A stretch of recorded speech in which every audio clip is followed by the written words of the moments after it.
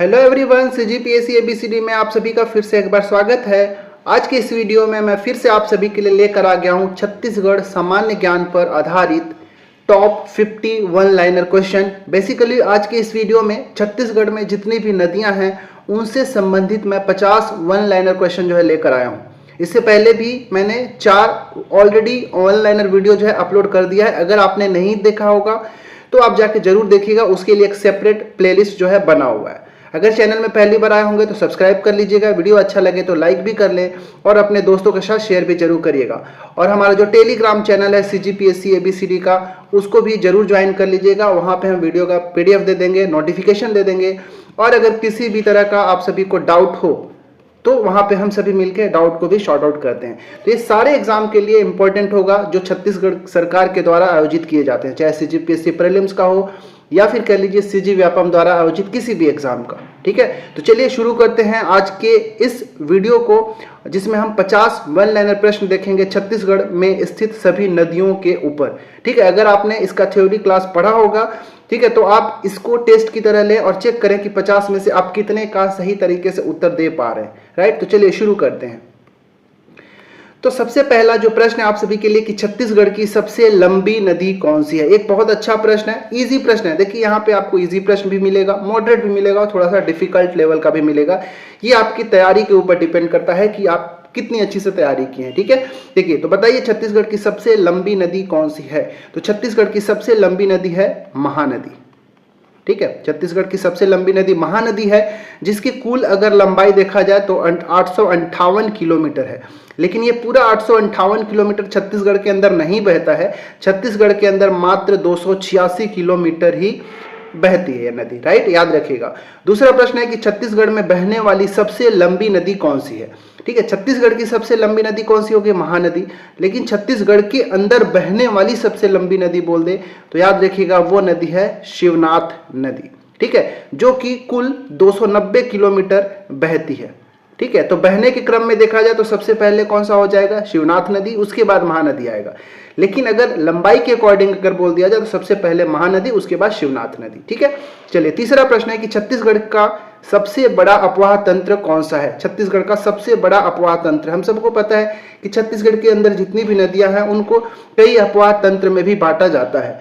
उसमें अगर देखा जाए तो सबसे बड़ा अपवाह तंत्र जो है वो महानदी अपवाह तंत्र है। ठीक है, कौन सा, वो है महानदी अपवाह तंत्र, जो कि अकेले जितना भी छत्तीसगढ़ के अंदर जितना भी क्षेत्रफल में अपवाह तंत्र है फैला हुआ है उसका 56.15% जो जल क्षेत्र है वो महानदी अपवाह तंत्र के अंदर ही आता है। चौथा प्रश्न है कि महानदी की सबसे बड़ी सहायक नदी कौन सी है, आप सभी को बताना है। ठीक है, तो इसका राइट आंसर है शिवनाथ। ये शिवनाथ नदी जो है यही महानदी की सबसे बड़ी सहायक नदी है और आप सभी को याद होना चाहिए। और ये सहायक नदी तो है ही, और ये शिवरी नारायण के निकट, ठीक है, महानदी में जाके मिल जाता है। याद रखना है कहाँ पे, तो शिवरी नारायण में महानदी से जाके जो शिवनाथ नदी है वो मिल जाता है। ठीक है, पांचवा प्रश्न है कि महानदी, पैरी और सोंढूर नदियों के संगम पर कौन सा स्थान जो है स्थित है। याद रखिएगा, बहुत आसान प्रश्न है और कई बार एग्जाम में पूछा जा चुका है। राजिम जो कि गरियाबंद जिले के अंदर है, ये स्थान जो है महानदी, पैरी और सोंढूर इन 3 नदियों के संगम पर स्थित है। छठवां प्रश्न है कि शिवरी नारायण किन नदियों के संगम पर स्थित है। यह प्रश्न भी कई बार पूछा जा चुका है, तो आप सभी को याद होना चाहिए कि शिवरी नारायण जो है ये 3 नदियों के संगम पर है। एक है हमारा महानदी, दूसरा हो जाएगा शिवनाथ और तीसरा जोंक। ठीक है, इन 3 नदियों के संगम पर शिवरी नारायण स्थित है। सातवां प्रश्न है कि भारत का सबसे लंबा बांध कौन सा है और किस नदी के ऊपर स्थित है। यह बहुत अच्छा प्रश्न है, याद रखिएगा। नदी की बात कर लूं तो सबसे पहली बात तो यह महानदी पर ही स्थित है। कहाँ, तो उड़ीसा के अंदर। ठीक है, महानदी में उड़ीसा के ऊपर, महानदी पर उड़ीसा के अंदर जो है भारत का सबसे लंबा बांध है, जिसका नाम है हीराकुंड बांध। ठीक है, हीराकुंड बांध, और ये किस नदी के ऊपर है, महानदी के ऊपर स्थित है। राइट, याद रखिएगा। चलिए, और ये उड़ीसा के संबलपुर जिले में ये जो है ये बांध बना हुआ है महानदी के ऊपर। कौन सा, हीराकुंड बांध। ठीक है, चलिए आठवां प्रश्न। 8वें नंबर का प्रश्न है, ध्यान से पढ़िएगा कि मलाज कुंडम जलप्रपात छत्तीसगढ़ के किस नदी के ऊपर स्थित है। देखिए, जलप्रपात से संबंधित मैं एक सेपरेट वीडियो आप सभी के लिए लेकर आऊंगा, ऐसे ही वन लाइनर का, जिसमें केवल हम जलप्रपात से संबंधित प्रश्नों को देखेंगे। ठीक है, फिर भी इसमें बीच बीच में इंपॉर्टेंट कुछ मुझे लगा तो मैं यहाँ पे इंक्लूड कर दिया हूँ। प्रश्न है कि बताइए कि मलाज कुंडम जलप्रपात छत्तीसगढ़ की किस नदी पर स्थित है। इसका आंसर है, आपको याद रखना चाहिए, दूध नदी पर। ठीक है, और ये दूध नदी कहाँ है, तो कांकेर जिले के अंदर है, और ये कांकेर दूध नदी के ऊपर ही, दूध नदी के तट पर ही स्थित है। ठीक है, 9वां प्रश्न है कि मिरौनी, कलमा और साराडी बैराज जो है किस नदी पर स्थित है। ये तीनों के तीनों बैराज जो है महानदी के ऊपर ही स्थित है, और ये तीनों बैराज आपको छत्तीसगढ़ के शक्ति जिले में देखने को मिलेगा। राइट। 10वां प्रश्न है कि छत्तीसगढ़ की गंगा या फिर जीवन रेखा किस नदी को कहते हैं।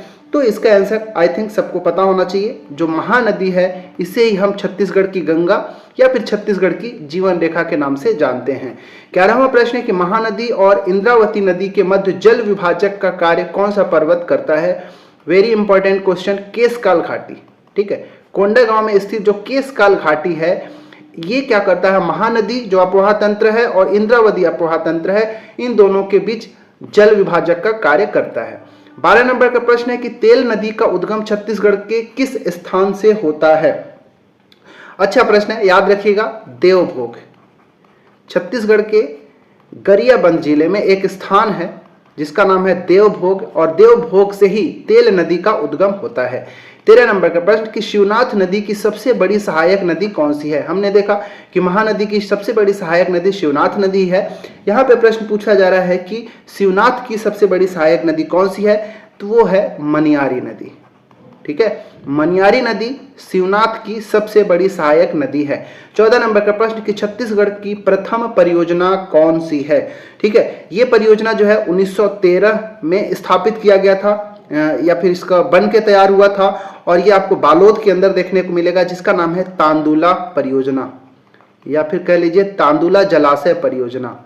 ये परियोजना कहाँ है, आपको बालोद जिले में देखने को मिलेगा। ठीक है, 1913 में ये परियोजना बनकर तैयार हुआ था। तो 14 प्रश्न हमने अभी तक देख लिया। चलिए 15वां प्रश्न देखते हैं।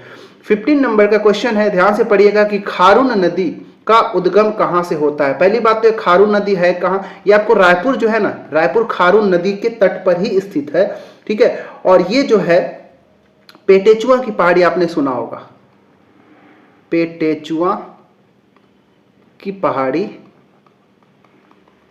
पेटेचुआ की पहाड़ी जो है ये संजारी बालोद में है। यहां पे मैं लिख देता हूं, संजारी जगह का नाम याद रखिएगा, पेटेचुआ की पहाड़ी संजारी बालोद में, वहीं से इस खारून नदी का उद्गम होता है। ठीक है, 16 नंबर का प्रश्न है कि अमेरी कापा ताला गांव किस नदी के तट पर स्थित है। ये बहुत अच्छा प्रश्न है, याद रखिएगा, ये जो है मनियारी नदी के तट पर स्थित है। ठीक है, मनियारी नदी के तट पर स्थित है अमेरी कापा ताला गांव। ठीक है, चलिए 17 नंबर का प्रश्न है कि चंद्रपुर शक्ति किन किन नदियों के संगम पर स्थित है। चंद्रपुर शक्ति, ये दोनों बताइए कि किस नदियों के संगम पर स्थित है। चंद्रपुर जो है एक्चुअली छत्तीसगढ़ के शक्ति जिले के अंदर है, और ये चंद्रपुर जो है 3 नदियों के संगम पर स्थित है। एक हो गया हमारा महानदी, ठीक है, दूसरा है मांड नदी, और तीसरा जो है लात नदी। इन तीनों नदियों के संगम पर स्थित है कौन सा, चंद्रपुर। ठीक है, 18 नंबर का प्रश्न है कि सीकासार परियोजना किस नदी या फिर किस जिले में स्थित है। नदी और जिला आपको दोनों बताना है कि सीकासार परियोजना कहाँ स्थित है। याद रखिएगा, पहली बात तो सीकासार परियोजना जो है, सीकासार, ये पैरी नदी के ऊपर है, और ये आपको गरियाबंद जिले में देखने को मिलेगा।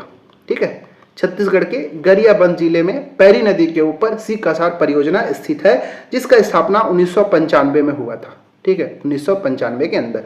19 नंबर का प्रश्न है कि छत्तीसगढ़ में दूसरा सबसे बड़ा अपवाह तंत्र कौन सा है।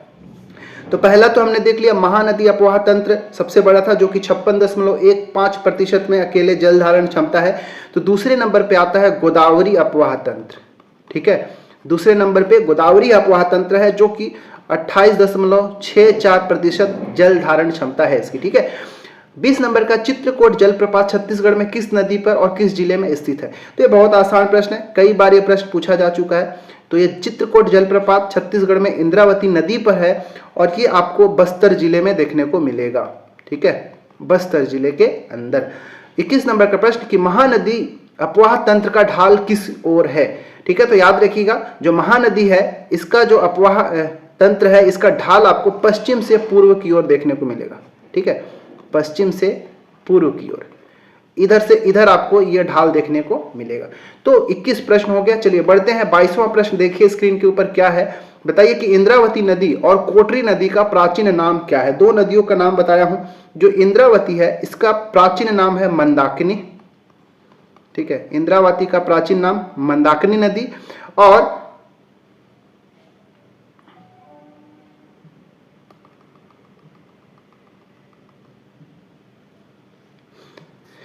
22वां प्रश्न है कि बताइए इंद्रावती नदी और कोटरी नदी का प्राचीन नाम क्या है। याद रखिएगा, तो इंद्रावती का प्राचीन नाम है मंदाकिनी, इंद्रावती का प्राचीन नाम मंदाकिनी, और जो कोटरी नदी है इसका प्राचीन नाम है परलकोट। तो ये दोनों नामों को याद रखिएगा। ठीक है, परलकोट नदी कौन सा था, कोटरी नदी। 23 नंबर का प्रश्न है कि शंख नदी और कोयल नदी छत्तीसगढ़ के किस अपवाह तंत्र में स्थित है। ये दोनों जो है ब्राह्मणी नदी अपवाह तंत्र के अंदर आते हैं। ठीक है, ब्राह्मणी नदी अपवाह तंत्र के अंदर ये शंख नदी और कोयल नदी दोनों आते हैं। शंख नदी जो है छत्तीसगढ़ के अंदर ही बहती है और ये कोयल नदी जो है झारखंड में आपको देखने को मिलेगा। ठीक है, झारखंड के अंदर देखने को मिलेगा। 24 नंबर प्रश्न है कि महादेव घाट जो कि रायपुर में स्थित है किस नदी के तट पर स्थित है। मैंने कहा कि जो रायपुर है वो खारून नदी के तट पर है और इस खारून नदी के तट पर ही महादेव घाट जो है स्थित है। ठीक है, खारून नदी। 25वां प्रश्न है कि पश्चिम की ओर बहने वाली छत्तीसगढ़ की सबसे लंबी नदी कौन सी है। पश्चिम की ओर बहने वाली मैं बता रहा हूं, तो ये है बंजर नदी।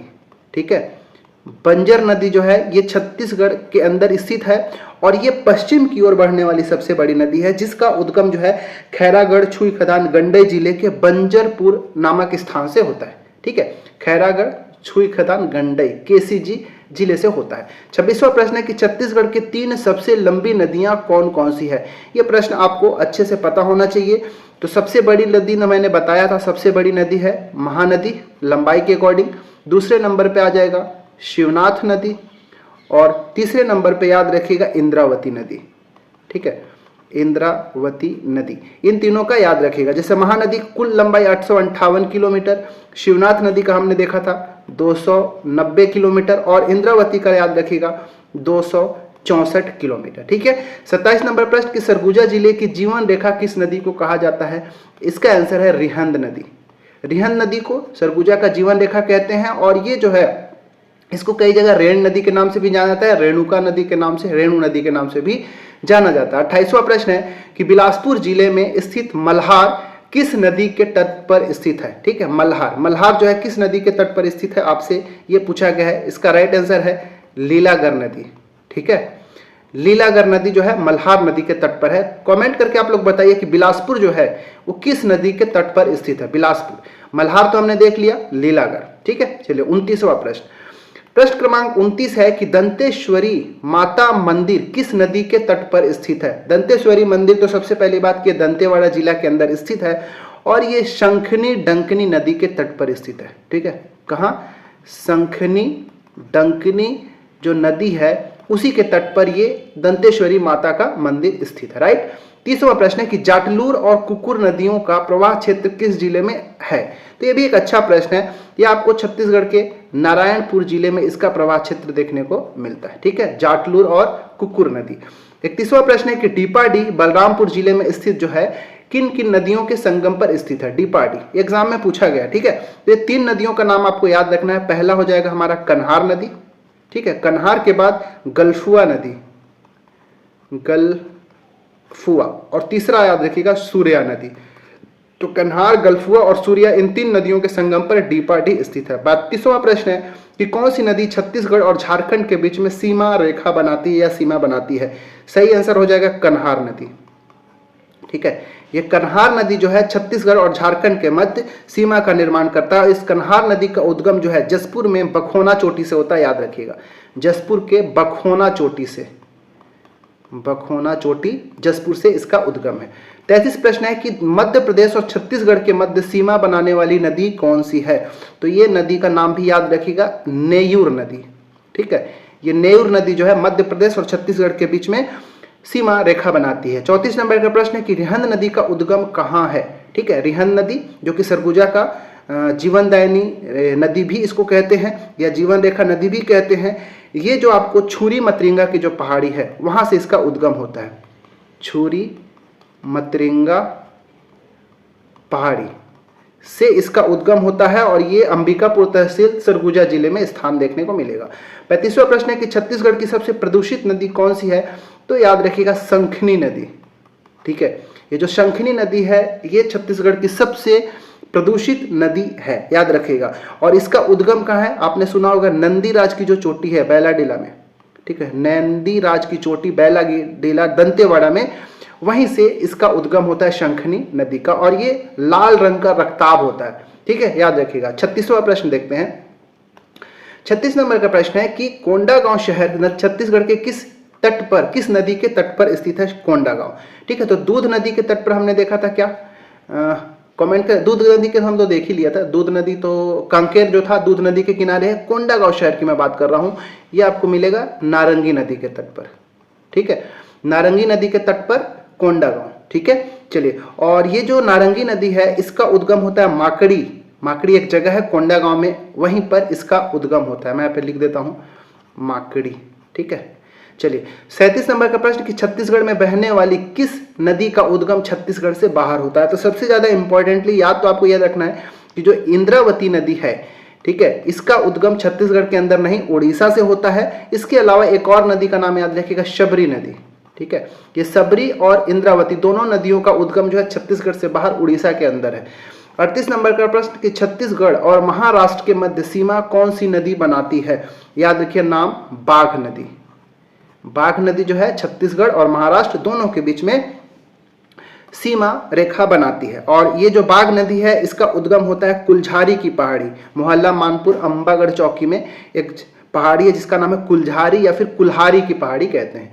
39 नंबर का प्रश्न कि सीतामढ़ी हरचौका किस नदी के तट पर स्थित है? एक बहुत अच्छा प्रश्न है, मवई नदी।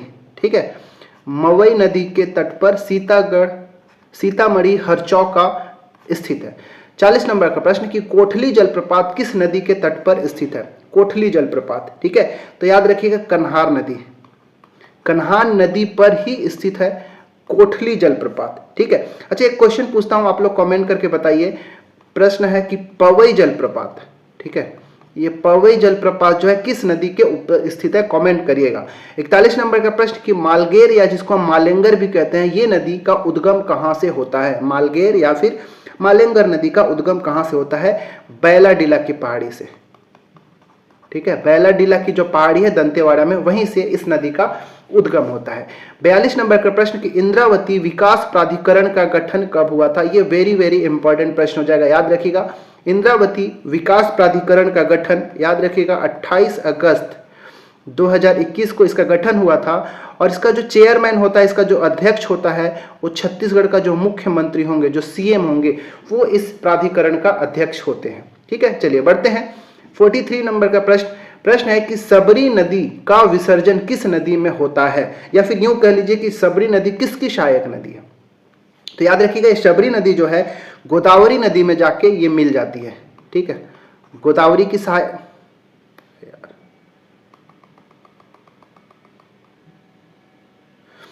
43 नंबर का प्रश्न है कि सबरी नदी का विसर्जन किस नदी में होता है? याद रखिएगा गोदावरी नदी में। ठीक है, गोदावरी नदी में जाके ये शबरी नदी जो है मिल जाती है। जिस स्थान का भी नाम याद रखिएगा, आंध्र प्रदेश के अंदर कूनावरम एक स्थान है, कूनावरम, उसी के समीप गोदावरी नदी में जाके ये शबरी नदी मिल जाती है। और हमने देखा था कि इसका उद्गम छत्तीसगढ़ से बाहर उड़ीसा के अंदर है। 44 प्रश्न है कि हसदेव नदी की लंबाई कितनी है? एक बहुत अच्छा प्रश्न है। इसकी लंबाई जो है 176 किलोमीटर है। ठीक है, 176 किलोमीटर। और इसका उद्गम जो है देवगढ़ की पहाड़ी से होता है। ठीक है, देवगढ़ की पहाड़ी से होता है। कोरिया एमसीपी जो क्षेत्र है जिला, उसी के आसपास है। ठीक है, 45 नंबर का प्रश्न है कि हसदेव नदी के तटीय शहर कौन कौन से हैं? कौन कौन से मतलब मुख्य रूप से ऐसे शहर हैं जो हसदेव नदी के तट पर है? तो 3-4 शहरों का नाम आपको याद रखना है। पहले बात तो याद रखिएगा मनेंद्रगढ़, मनेंद्रगढ़ के बाद कोरबा। ठीक है, मनेंद्रगढ़ हो गया, कोरबा हो गया, चांपा हो गया, और एक और याद रखिएगा पीथमपुर। ठीक है, पीथमपुर, ये चारों नाम, ये पीथमपुर भी एक्चुअली चांपा के अंदर ही है, याद रखिएगा। चारों जो है हसदेव नदी के तट पर स्थित प्रमुख शहर है। 46 नंबर का प्रश्न है कि कटघोरा एवं छुरी किस नदी के तट पर स्थित है। ठीक है, तो आप कोरबा जिला समझ के आप हसदेव नदी बिल्कुल मत मार देना। ये कटघोरा और ये जो छुरी दोनों नदी जो हैं, ये दोनों के दोनों नदी जो है अहिरन नदी के तट पर है। ठीक है, कौन सा नदी? अहिरन नदी। और ये अहिरन नदी का पुराना नाम जटाशंकरी नदी भी है। ठीक है, जटाशंकर नदी भी इसका नाम है, याद रखिएगा। 47 नंबर का प्रश्न है कि कर्म घोघा जलप्रपात किस नदी के तट पर स्थित है। कर्म घोघा, तो ये हसिया नदी के तट पर है। कौन सा नदी? हसिया नदी। और ये जो हसिया नदी है ये किसका सहायक नदी है? हसदेव की सहायक है। ठीक है, हसदेव की सहायक नदी कौन सा है? हसिया नदी। उसी के ऊपर कर्म घोघा जलप्रपात है। 48 नंबर का प्रश्न है कि गोंडवाना मरीन फॉसिल पार्क किन नदियों के संगम पर स्थित है। पहली बात तो याद रखिएगा, ये आपको मनेंद्रगढ़ चिरमिरी जो भरतपुर जिला है उसी में जो मनेंद्रगढ़ स्थान है, ठीक है, मनेंद्रगढ़ स्थान पर भी ही ये गोंडवाना मरीन फॉसिल पार्क देखने को मिलेगा। और ये दो नदियों का नाम जरूर याद रखिएगा। पहली बात तो हसदेव तो है ही, ठीक है, हसदेव के अलावा दूसरा याद रखिएगा हसिया। हसदेव और हसिया इन दोनों नदियों के संगम पर ही गोंडवाना मरीन फॉसिल पार्क उपस्थित है। 49 नंबर का प्रश्न है कि मांड नदी किन किन जिलों से प्रवाहित होता है। याद रखिएगा, एक अच्छा प्रश्न है। मांड नदी का उद्गम तो हम सबको पता है कि मैन पार्ट सरगुजा जिले से होता है और ये छत्तीसगढ़ के 3 जिलों से गुजरता है। वो है, पहला हो गया सरगुजा, दूसरा याद रखिएगा रायगढ़ और तीसरा हो जाएगा शक्ति। इन 3 जिलों से मांड नदी का प्रवाह होता है। ठीक है, चलिए आज का इस वीडियो का 50वां और आखिरी प्रश्न आप सभी के लिए स्क्रीन के ऊपर है कि केलो और ईब नदी का उद्गम कहां से होता है। एक अच्छा प्रश्न है। सबसे पहले हम देख लेते हैं केलो नदी के बारे में कि केलो नदी का उद्गम कहां से होता है। तो याद रखिएगा केलो नदी जो है लुडेंग की पहाड़ी, ठीक है, लुडेंग की जो पहाड़ी है ये कहाँ? आपको लैलूंगा तहसील जो रायगढ़ है, ठीक है, लैलूंगा तहसील रायगढ़ से इसका उद्गम होता है। ठीक है, किसका? केलो नदी का।